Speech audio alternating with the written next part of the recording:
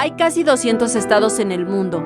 De ellos, 70 criminalizan a las personas de la comunidad LGBTI y más, algunas veces con la muerte.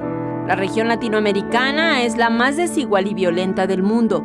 Tiene 8% de la población mundial, pero cuenta con 38% de la tasa de homicidios en el planeta y es la región con el mayor índice de violencia hacia las personas de la comunidad LGBTI.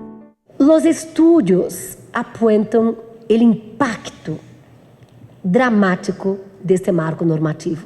Ou seja, se há normas, se há leis criminalizadoras, a consequência é a grave violação dos direitos. As hostilidades, a tortura, assassinato, ou seja, violência, discriminação.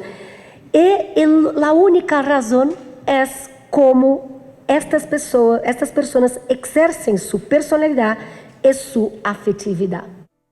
La expectativa de vida de las mujeres en la región es de 79 años, los hombres 73, a diferencia de las mujeres trans que tienen una expectativa de vida de 35 años.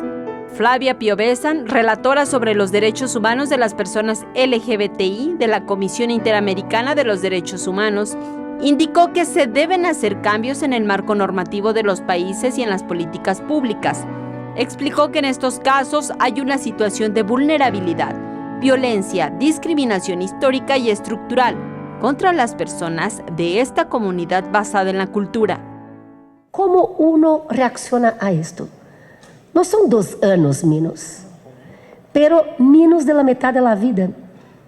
O sea, la otra parte es quitada, no por la genética, por la cultura que asesina las mujeres trans.